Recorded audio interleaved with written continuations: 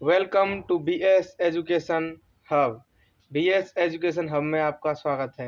आज हम करेंगे मैथ प्रैक्टिस सेट फर्स्ट। ये रेलवे ग्रुप डी, NTPC और भी जो कॉम्पिटिटिव एग्जाम है उनमें आपकी मैथ की प्रैक्टिस को जांचेगा। तो अब चलते हैं प्रश्नों की तरफ। जिन पर ये प्रश्न आते हैं वो इसको एक टेस्ट की तरह ले सकते हैं और जिन्हें नहीं आते वो सीख सकते हैं। पहला प्रश्न है, एक त्रिभुज की भुजाओं की माप 7, 8 और 9 सेमी है। एक समरूप त्रिभुज की सबसे लंबी भुजा की लंबाई ज्ञात करनी है जब उसकी सबसे छोटी भुजा 35 सेमी है। यानी एक दो समरूप त्रिभुज है, जैसे एक त्रिभुज ये है और एक यह है। इसकी जो भुजाएं हैं वो हैं 7, 8 और 9। इसी तरह इसकी भी हैं 35 और मतलब समरूप त्रिभुज की जो भुजाओं का अनुपात होता है ना, संगत भुजाओं का, वो समान होता है। तो ये इसको देखें तो ये इसकी 5 गुनी है। यानी सबसे जो बड़ी भुजा है वो 9 अनुपात की होगी। तो 9 में जब हम 5 का गुणा कर देंगे तो इस भुजा की माप आ जाएगी कितनी, 45 सेंटीमीटर। और 8 का आ जाएगा 40। तो सबसे बड़ा पूछा है तो इसमें सबसे छोटी 35 है और सबसे बड़ी है 45। यानी ऑप्शन नंबर 3 सही आंसर है। अब चलते हैं प्रश्न नंबर 2 की तरफ। प्रश्न नंबर 2 है, x² + 7x + 12 बराबर 0 है। ये द्विघात समीकरण दिया हुआ है, इसके गुणनखंड पूछे हैं। इसके गुणनखंड क्या होंगे? यानी ये हो जाएगा कि x², जो बीच का जो टर्म होता है उसको ऐसे दो, जैसे पहले और आखिरी टर्म का गुणा करते हैं और जो आता है उसको बीच वाले जो टर्म को उसके दो ऐसे गुणनखंड करते हैं जिनका योग या घटाने पर वो आए। जैसे 12 और इसमें x² गुणांक 1 है तो 12 का 1 से करेंगे 12 आएगा। तो 7 के ऐसे दो गुणनखंड जिनका योग 7 हो और गुणा 12 हो तो 3 और 4 होते हैं। तो इसको हम लिख सकते हैं x² + 3x + 4x और +12। इसमें 4 कॉमन आ जाएगा, इसमें आ जाएगा x कॉमन। तो इसमें जब x कॉमन लेंगे तो ये हो जाएगा x और यहाँ होगा x + 3 और इसमें हो जाएगा +4 कॉमन लेंगे तो x + 3। एक बार इससे पूरे से दोबारा x + 3 कॉमन ले लेते हैं तो बराबर में 0 है।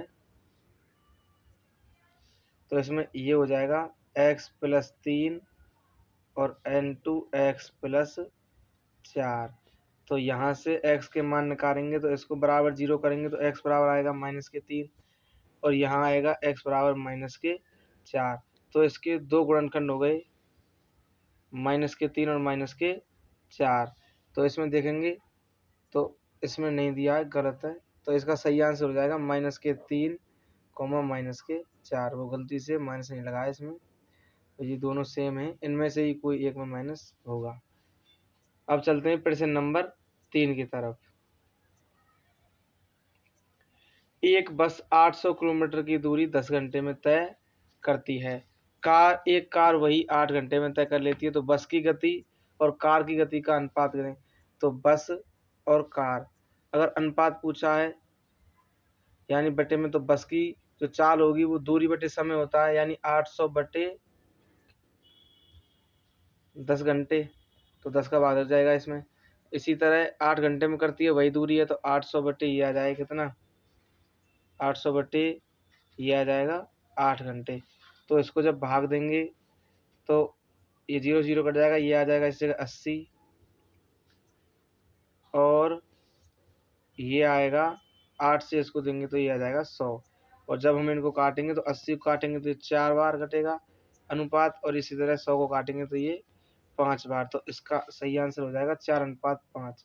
तो ऑप्शन नंबर 1 सही है। अब चलते हैं प्रश्न नंबर 4 की तरफ। एक छात्र ने 40 में से 17 अंक प्राप्त किए, इसका प्रतिशत ज्ञात कीजिए। यानी 20 में से और उसने 17 अंक प्राप्त किए हैं तो 17 बटे 20 गुणा 100 कर देंगे। 20 से ये कट जाएगा 5 बार और 17 पंजे 85। तो इसको उत्तर हो जाएगा 85%, ऑप्शन नंबर 2। प्रश्न नंबर 5 है, राजवीर एक पलंग 7 घंटे में बना सकता है और रघुवर एक पलंग 13 घंटे में बना सकता है। यदि वे दोनों एक साथ मिलकर काम करें तो पलंग बनाने में कितना समय लगेगा। यानी जो राजवीर है इसको RJ से लिख देते हैं और रघुबर को लिख देते हैं RG से। तो रघुबर मतलब राजवीर 7 घंटे में बनाता है, रघुबर बनाता है 13 घंटे में। इन दोनों का LCM लेंगे तो इनका LCM आ जाएगा 91। और जब 7 का भाग 91 में देंगे तो ये आएगा 13 और 13 का भाग 91 में देंगे तो आएगा 7। ये उनकी क्षमताएं हैं। तो दोनों मिलकर काम करेंगे तो दोनों मिलकर, क्योंकि रघुबर 13 काम करता है एक बार में और राघव करता है 7 काम, तो दोनों मिलकर करेंगे 20 काम और टोटल काम हो गया 91 में। तो इसका उत्तर आ जाएगा 91/20 घंटे। इसका सही आंसर होगा, इसमें ऑप्शन नहीं थे। प्रश्न नंबर 6, आयत की लंबाई और चौड़ाई क्रमशः 10% और 70% की वृद्धि होती है तो आयत के क्षेत्रफल में कितने % की वृद्धि होगी। उसकी एक ट्रिक होती है। ट्रिक ये होती है कि x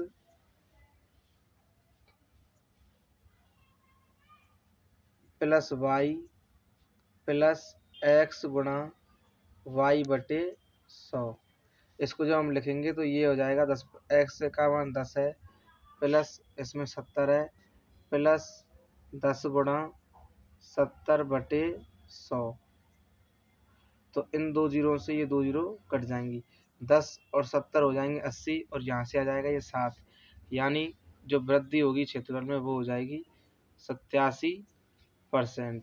तो इसका ऑप्शन नंबर 4 सही आंसर है। अब चलते हैं प्रश्न नंबर 7 की तरफ।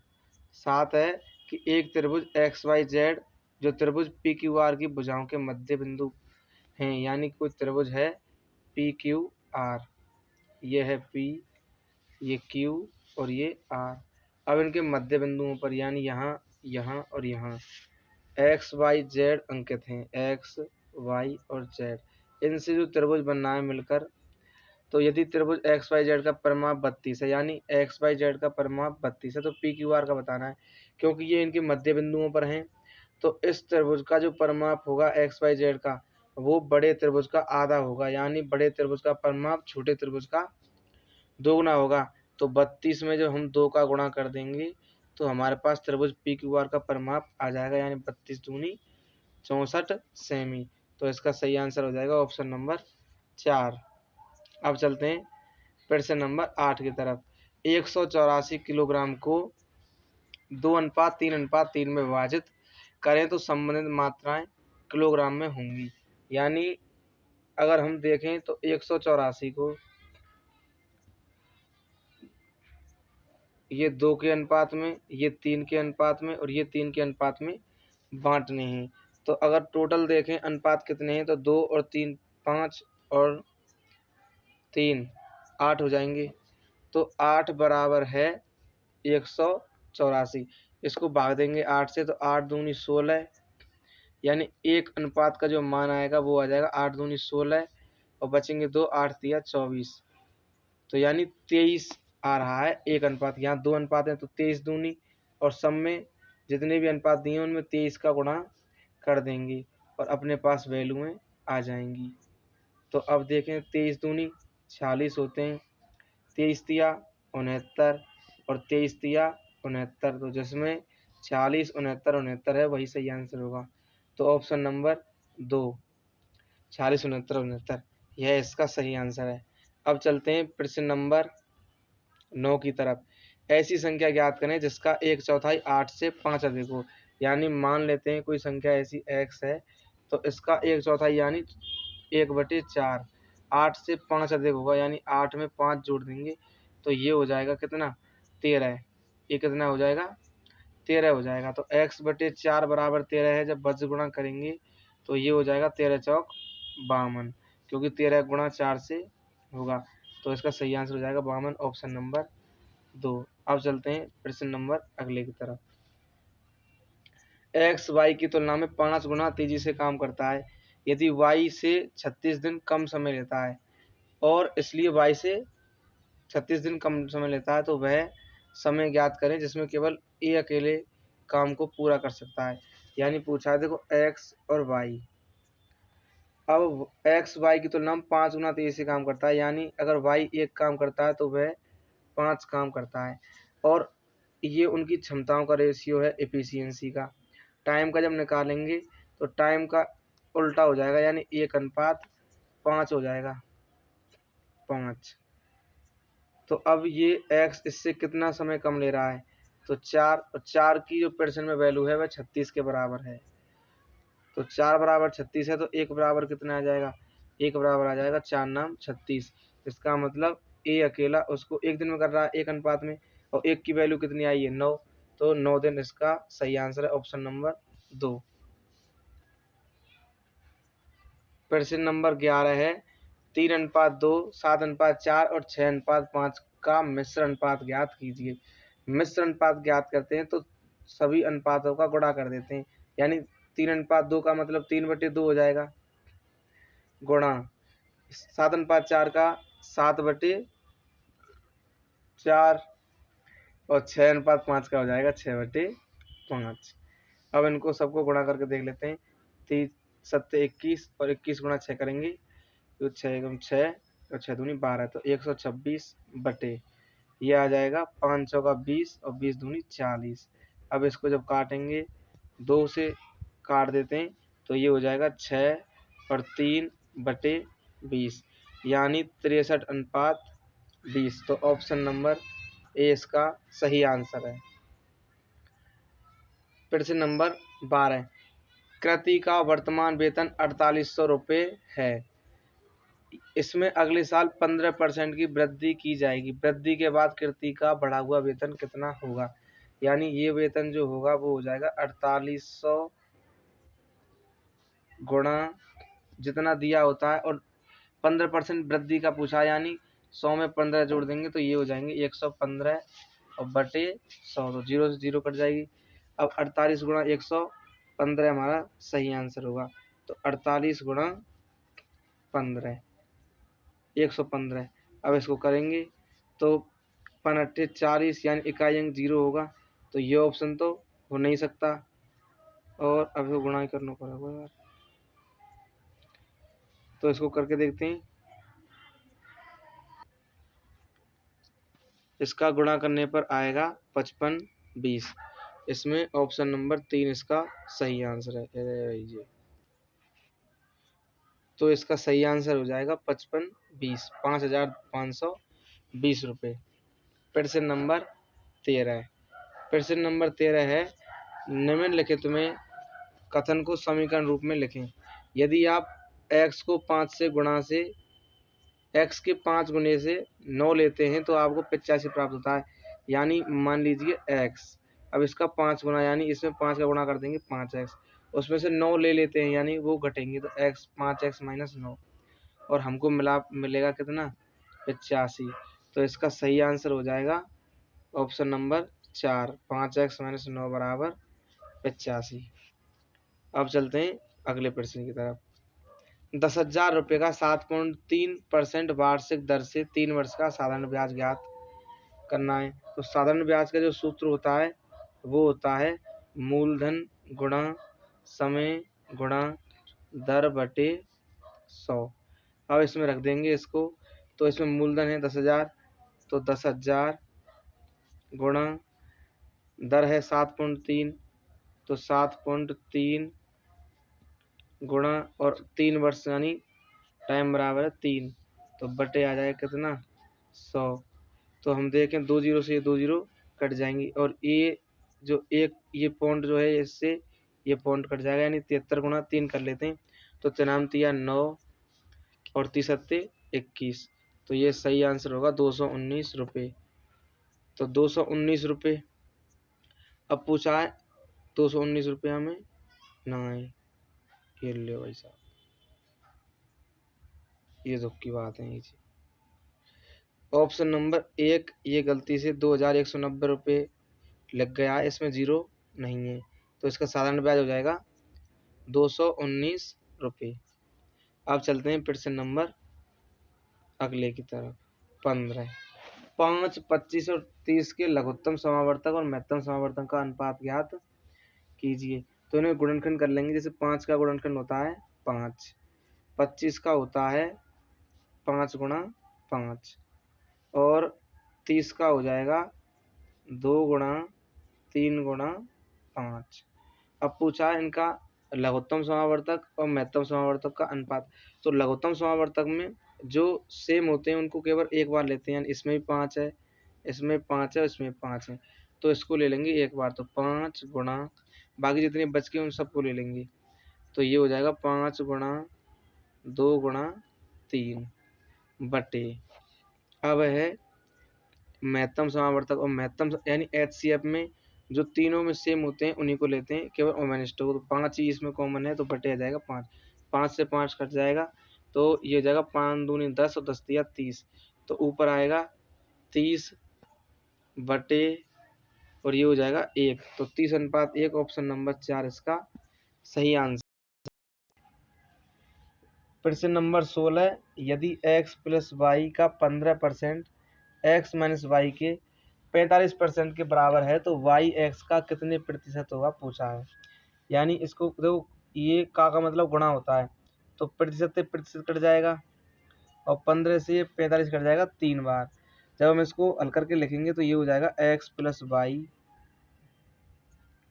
बराबर, इसमें 3 का गुणा हो जाएगा यानी 3x माइनस के 3y।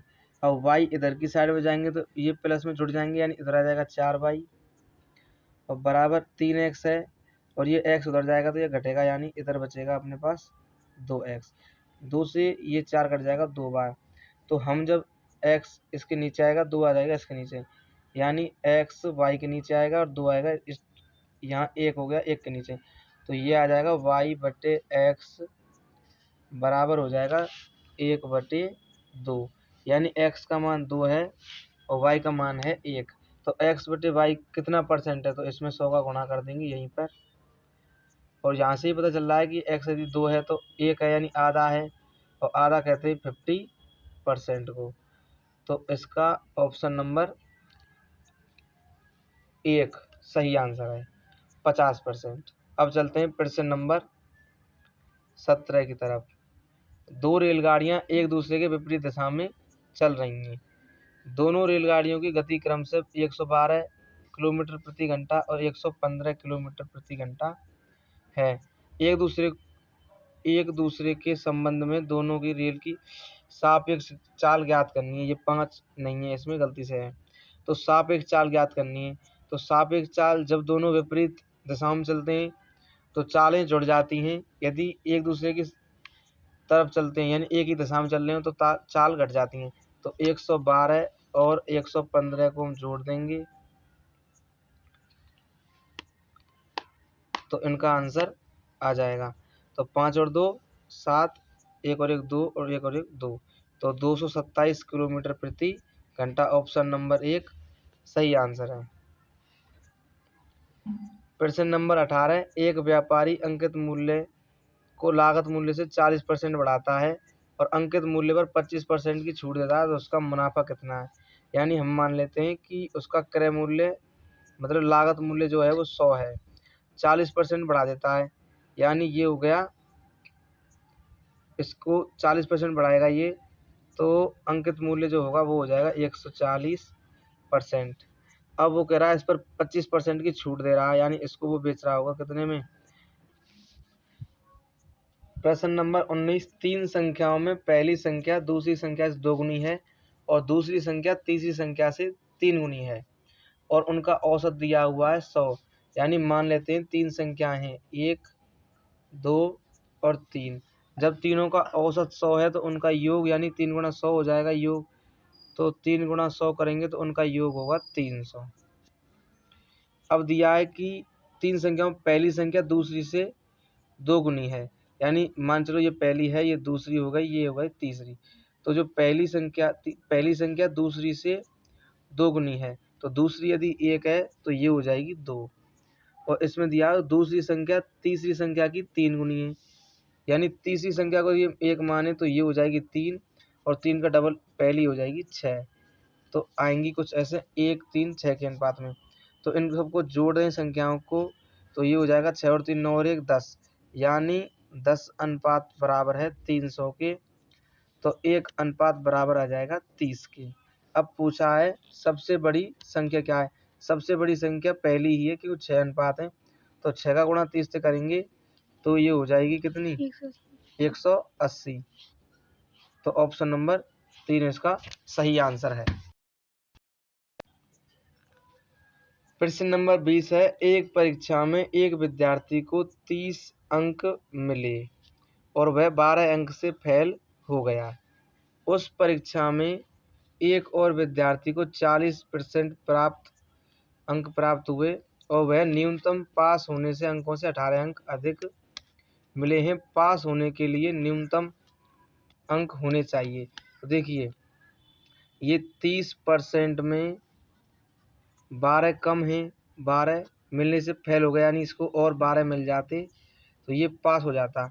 उसी प्रकार ये वो 40% आया जो पास अंक से 18 अधिक थे, यानी इसमें से अगर 18 घटा दें हम 40% में से तो अपने पास आ जाएगा पास मार्क। तो इसमें अब देखिए 18 इधर की साइड में आएंगे, इधर की साइड में तो ये इसमें जुड़ेंगे तो 12 हो जाएंगे 30 और 30 उधर जाएंगे तो 40 में से घटेंगे यानी हो जाएगा 10%। तो 10% बराबर है कितने के, 30 के।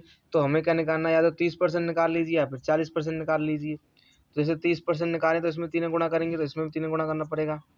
तो ये हो जाएगा 90 और ये हो जाएगा 30%, यानी उस परीक्षा के 30% अंक 90 के बराबर हैं। तो 30% उसको प्राप्त हुए थे, 12 अंक से फेल हो गया तो 90 और 12 इसमें जोड़ देंगे तो अपने पास आ जाएंगे 102 और जो इस परीक्षा के पास मार्क होंगे। तो ऑप्शन नंबर 1 सही है।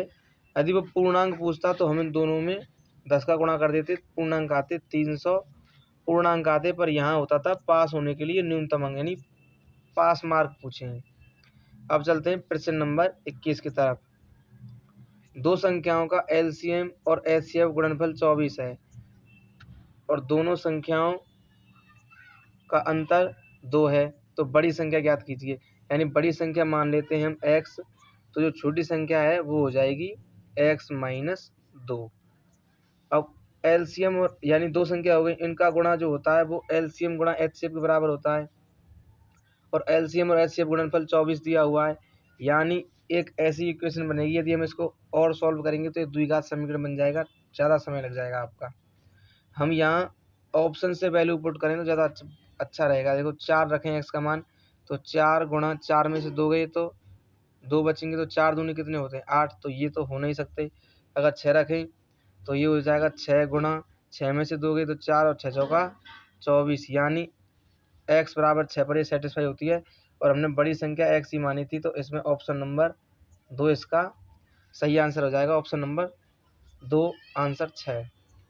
अब चलते हैं प्रश्न नंबर 22 तरफ। एक रेडियो को 10% मुनाफे से 990 रुपये में बेचा जाता है।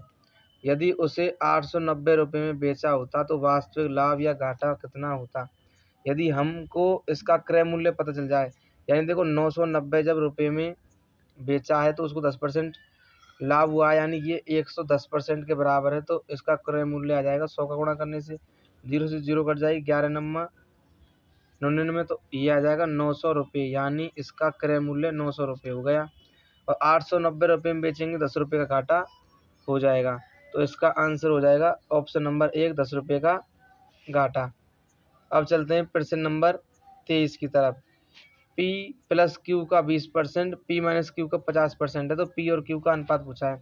बिल्कुल पहले जैसे सवाल है, तो परसेंट से परसेंट कट जाएगा, 0 से 0 और यहाँ हो जाएगा P प्लस Q का 2, यानी का मतलब गुणा होता है, तो ये हो जाएगा 2P प्लस 2Q बराबर, इसमें हम 5 का गुणा कर देंगे तो 5P माइनस 5Q, तो Q को इधर ले जाएंगे तो ये जुड़ेंगे तो इधर हो जाएंगे 7Q बराबर, और जब P इधर आएंगे तो घटेंगे, 5 में से 2P चले जाएंगे तो बचेंगे 3P। अब पूछा है P और Q का अनुपात, यानी Q इसके नीचे आएगा तो P के नीचे Q हो जाएगा और 3 हो जाएगा 7 के नीचे, तो 7/3 यानी 7:3, ऑप्शन नंबर 2 इसका सही आंसर है।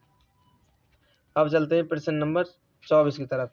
एक जमीन को 54,000 रुपये में बेचने पर 10% घाटा है, 15% मुनाफा यानी लाभ कमाने के लिए कितने में बेचना होगा।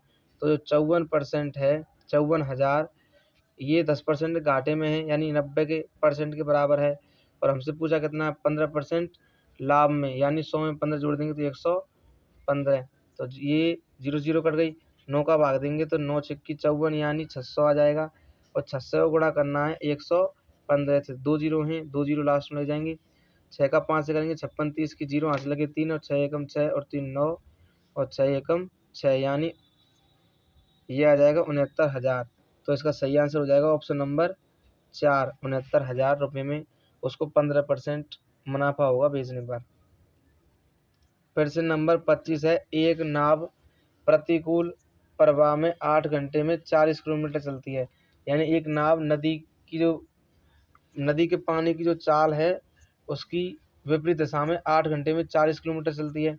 तो इसकी चाल निकालेंगे तो ये हो जाएगी 5 किलोमीटर, यानी x प्लस वाई। यदि नाव की हुई x और पानी की चाल हुई y, तो इन दोनों का योग करेंगे तो ये हो जाएगा 5 किलोमीटर प्रति घंटा की। और अनुकूल दिशा, ये प्रतिकूल है यानी माइनस आएगा इसमें, और प्रतिकूल में प्लस आता है। तो 6 घंटे में 36 चलती है, यानी x प्लस वाई कितना आ जाएगा, x प्लस वाई आएगा 6 चंगा 36, 6 आ जाएगा। तो हमसे पूछा है कि नाव की शांत पानी में चाल, यानी x का मान पूछ लिया। तो यदि दोनों को जोड़ दें तो y से y कट जाएंगे, 2x बराबर हो जाएगा कितना 11, और x बराबर आ जाएगा 5.5, और ये हो जाएगा किलोमीटर प्रति घंटा। 5.5 इसका सही आंसर हो जाएगा, ऑप्शन नंबर 2।